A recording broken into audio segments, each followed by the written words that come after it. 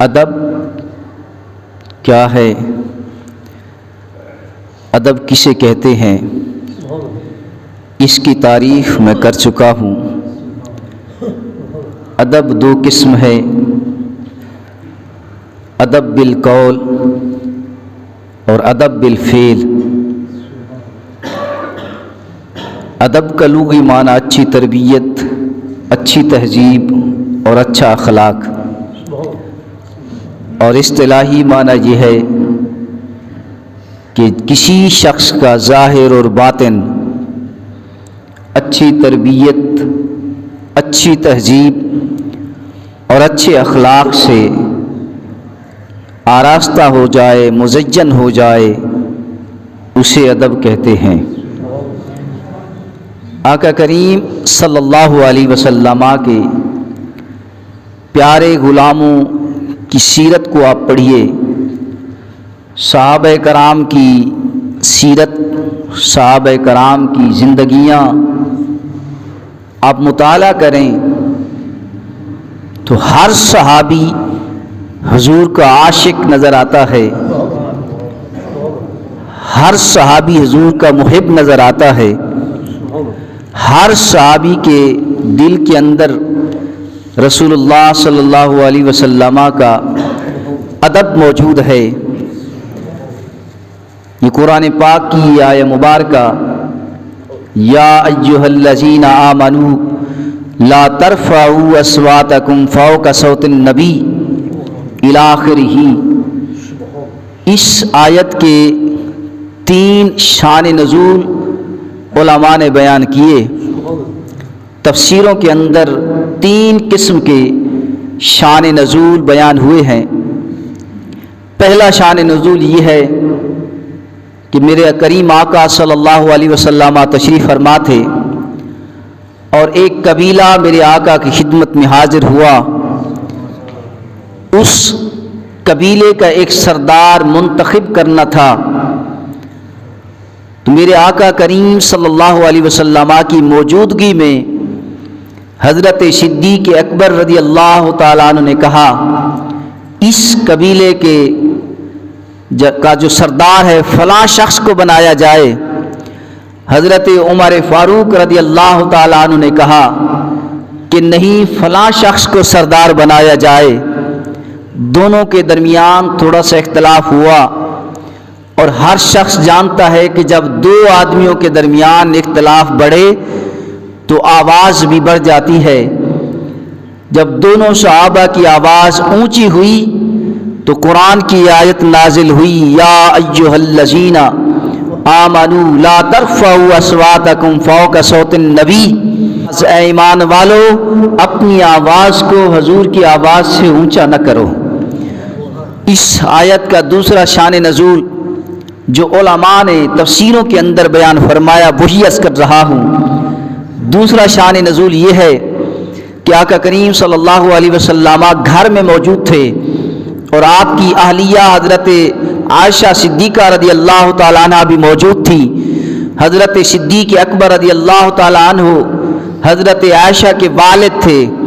جب آپ اپنی بیٹی کے گھر پہنچے تو حضرت صدیق اکبر اور حضرت عائشہ کے درمیان جب تلخ کلامی ہوئی تو پھر آواز بڑھنے لگی، میرے آقا بھی موجود تھے۔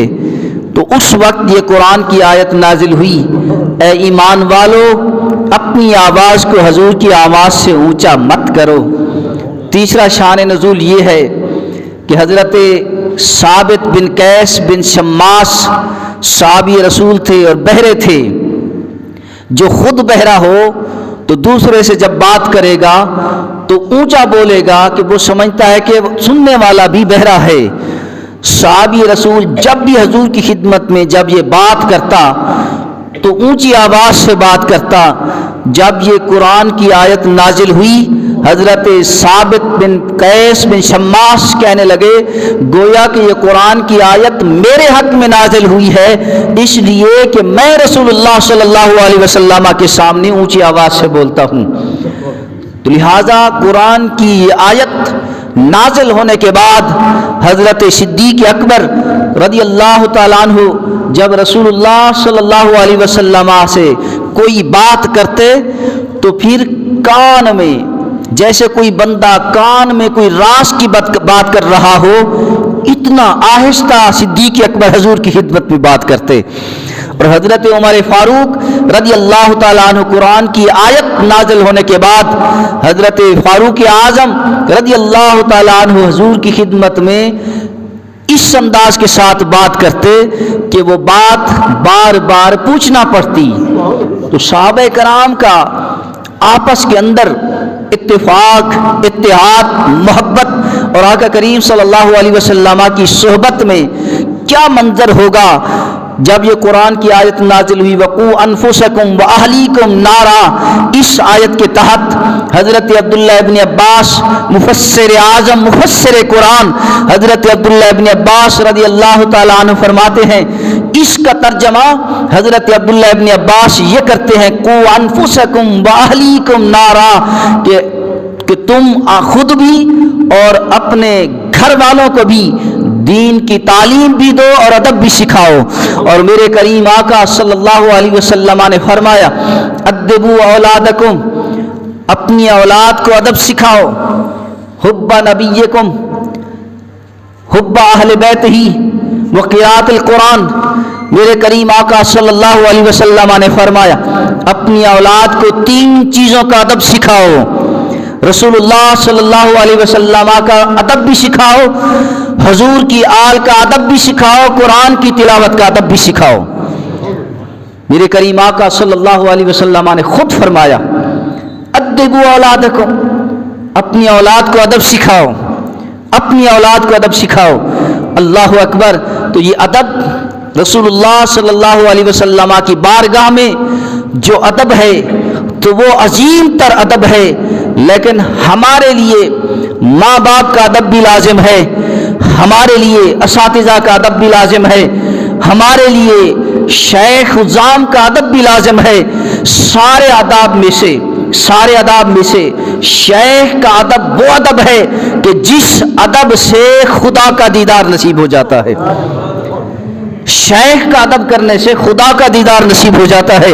حضرت ابو القاسم قشیری رحمۃ اللہ علیہ فرماتے ہیں کہ عبادت سے بندہ جنت میں پہنچتا ہے، اگر عبادت کے اندر ادب کا لحاظ رکھے تو خدا تک پہنچ جاتا ہے. تو سامعین محترم، حضرت مولانا حسام الدین جو کہ مرید اور خلیفہ تھے مولانا روم کے، مولانا روم رحمۃ اللہ علیہ مثنوی شریف کے اشعار مولانا حسام الدین سے لکھواتے. مولانا حسام الدین کا گھر مولانا روم کے گھر سے 2 میل کے فاصلے پر تھا. 2 میل کے فاصلے پر جب بھی حضرت مولانا حسام الدین کو جب وضو کرنے کی ضرورت ہوتی تو آپ اپنے شیخ کے گھر کا احترام کرتے ہوئے وہاں وضو بھی نہ کرتے، 2 میل کا سفر طے کر کے اپنے گھر سے وضو کر کے پھر واپس آتے.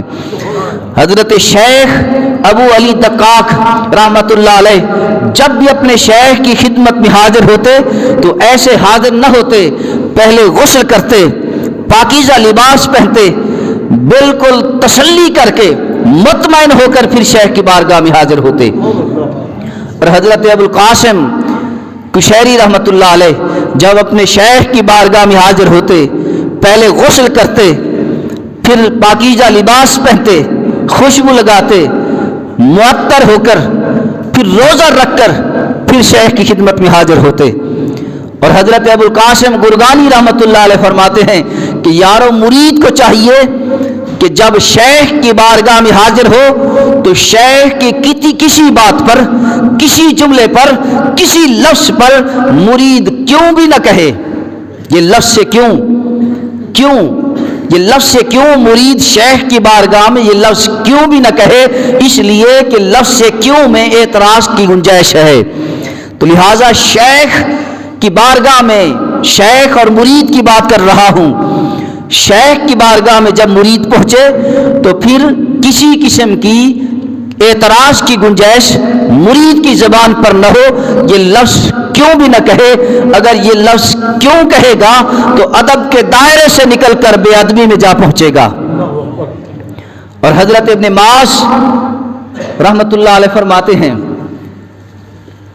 کہ جو شخص باادب ہے، ماں باپ کا بھی ادب ہے، اساتذہ کا بھی ادب ہے، شیخ کا بھی ادب ہے، اگر یہ اس کے اندر یہ آداب ہیں تو وہ روحانیت کے مراتب کے سارے منزلیں طے کر کے وہ خدا کی بارگاہ میں پہنچتا ہے، اسے تمام مراتب طے کرنے میں آسانی مل جاتی ہے، روحانیت کے سارے مراتب طے کرنے میں اسے آسانی مل جاتی ہے، جس کے دل کے اندر یہ ادب ہو اور جو بے ادب ہو۔ توجہ چاہتا ہوں، یہ آسمان دیکھ رہے ہیں، بہت بڑی دلیل، ٹیکنیکل دلیل دے رہا ہوں، یہ آسمان آپ دیکھ رہے ہیں، یہ آسمان چھت کی مانند ہے، نہ کوئی پلر ہے، نہ کوئی تھمبا ہے، نہ کوئی سہارا ہے، یہ چھت کی مانند چھایا ہوا ہے۔ یہ آسمان قائم و دائم کیوں ہے؟ یہ آسمان پورے چھت کی مانند قائم کیوں ہے؟ اس کے پیچھے ادب کی حکمت ہے، اسی آسمان کے قائم ہونے کے پیچھے بھی ادب ہے۔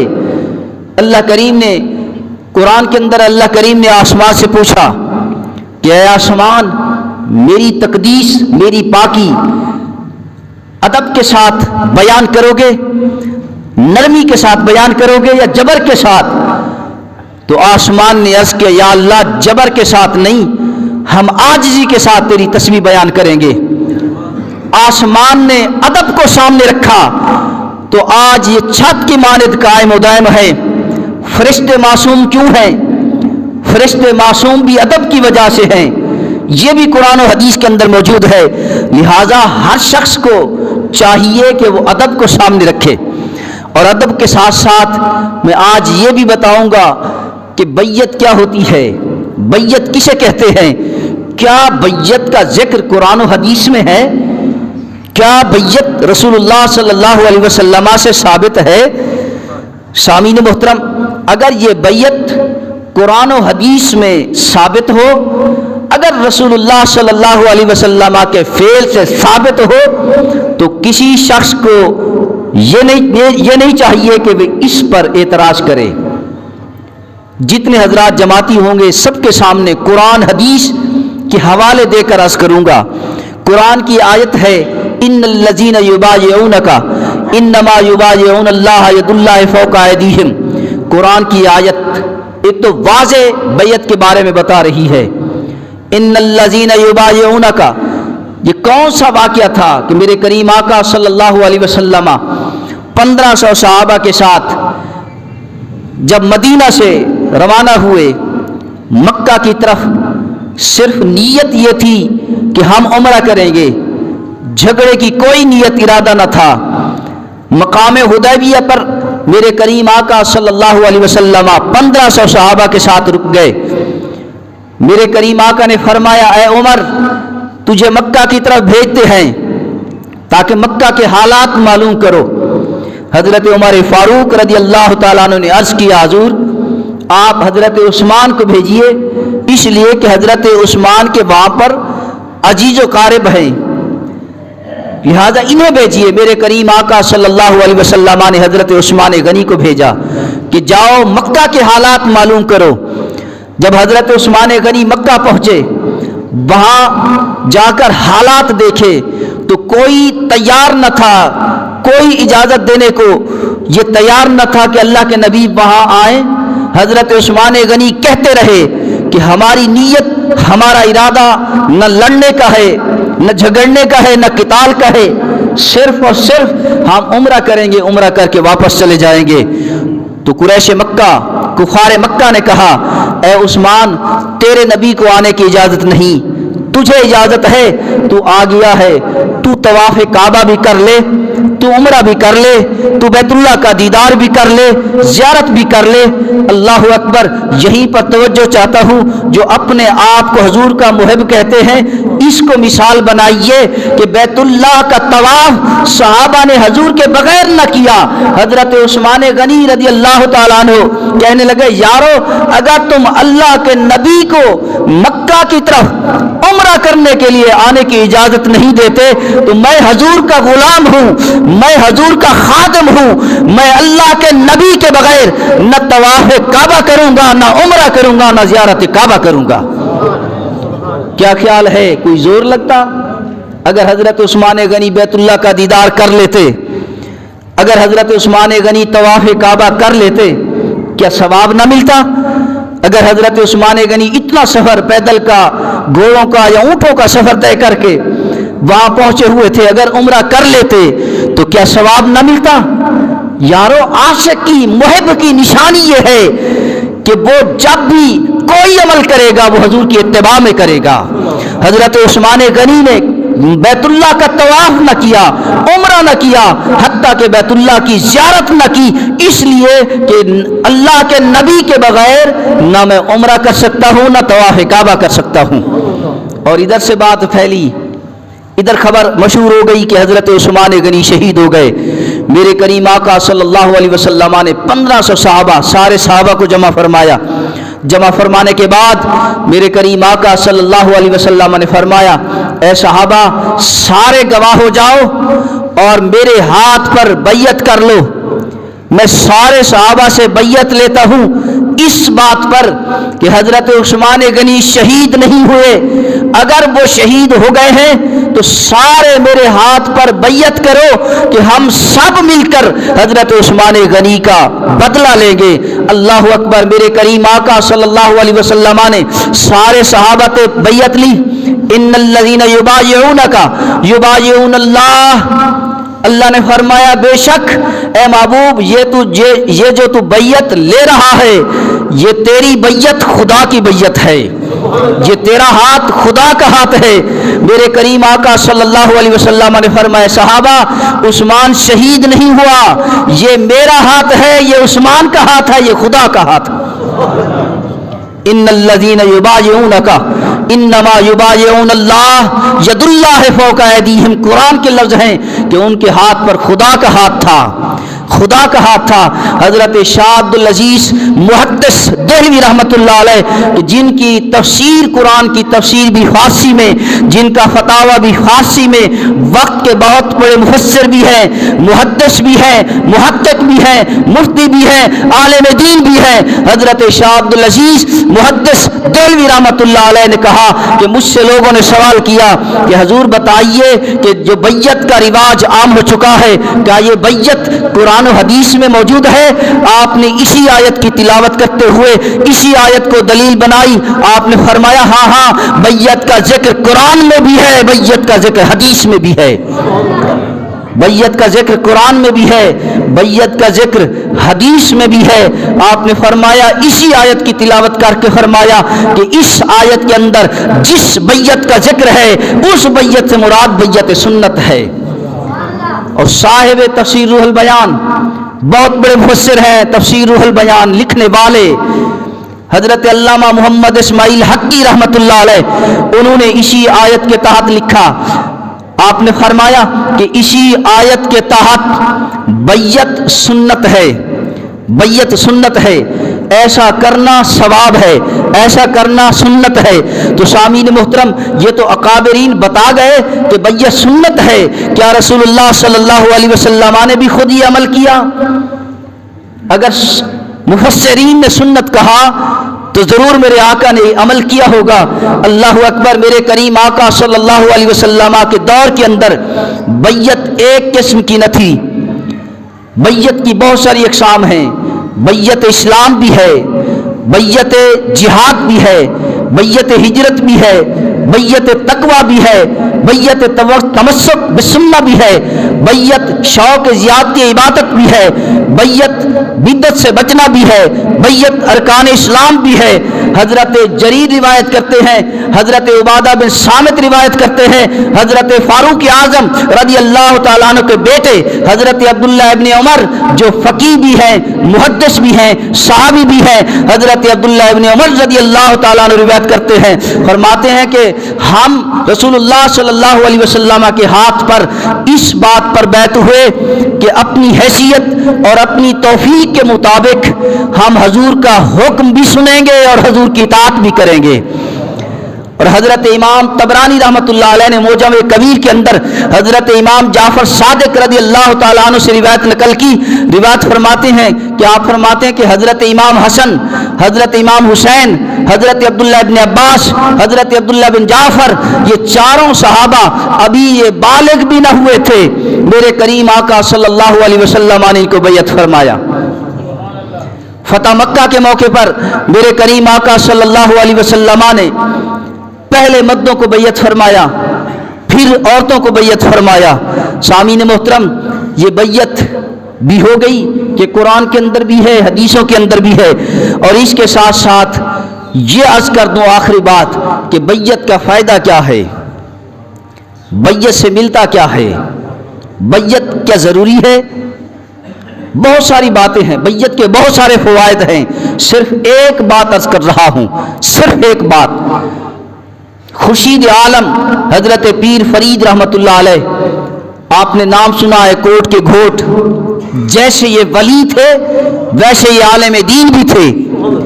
بیک وقت آپ کے پاس 80 طالب علم، 70 طالب علم آپ کے پاس درس حدیث پڑھا کرتا تھا.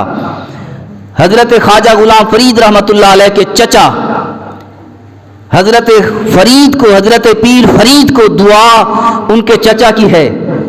تاج الاولیاء سلطان العارفین حضرت خواجہ تاج محمود غریب نواز رحمۃ اللہ علیہ، آپ نے ہی حضرت پیر فرید کو گھٹی لگائی، نام رکھا خورشید عالم. آپ ہی نے دعا دی کہ یہ وہ فرید ہے جو ہمارے خاندان کو روشن کرے گا. آج جگہ جگہ پر فرید فرید ہو رہا ہے تو یہ آپ کے چچا کی دعا ہے. حضرت خواجہ تاج محمود غریب نواز رحمۃ اللہ علیہ اپنے ملفوظات میں بات کر رہے ہیں، ملفوظات کی بات کر رہا ہوں. یہ بات قرآن و حدیث کی نہیں، ایک بزرگ کی ملفوظ کی بات کر رہا ہوں. حضرت خواجہ تاج محمود غریب نواز رحمۃ اللہ علیہ آپ فرماتے ہیں کہ میرے پاس چند آدمی آئے جو خاص نہ تھے، عام تھے، اور انہوں نے مجھ سے سوال کیا کہ حضور، اگر کوئی شخص گنہگار مرید کسی پیر کامل کے ہاتھ پر بیعت ہوتا ہے تو کیا اس کے گناہ معاف ہو جاتے ہیں؟ کیا اس کو بیعت ہونے کا فائدہ ملتا ہے؟ آپ نے بہت سارے فائدے بتائے، صرف ایک فائدہ بتا رہا ہوں. آپ نے فرمایا اس مرید گنہگار شخص کے لیے کیا یہی انعام کم ہے کہ وہ بیعت ہو رہا ہے پیر کامل کے ہاتھ پر؟ پیر کامل کے ہاتھ پر بیعت ہونا یہ ایک بہت بڑی نعمت اور بہت بڑی دولت ہے.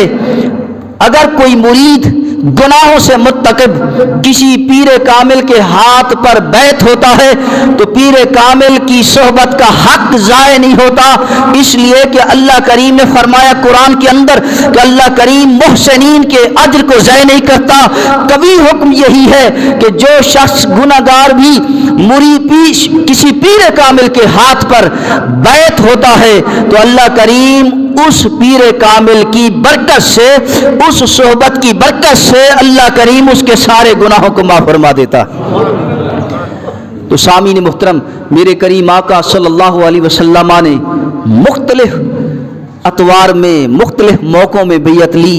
میرے کریم آقا صلی اللہ علیہ وسلم نے کبھی اسلام پر بیعت لی، تو کبھی جہاد پر بیعت لی، تو کبھی جہاد پر ثابت قدمی پر بیعت لی، تو کبھی میرے کریم آقا نے ہجرت پر بیعت لی، کبھی میرے کریم آقا نے تقوی پر بیعت لی، کبھی انصار سے بیعت لی، کبھی مہاجرین سے بیعت لی. میرے کریم آقا صلی اللہ علیہ وسلم نے بہت سارے لوگوں سے بیعت لی، کتابیں بھری پڑی ہے.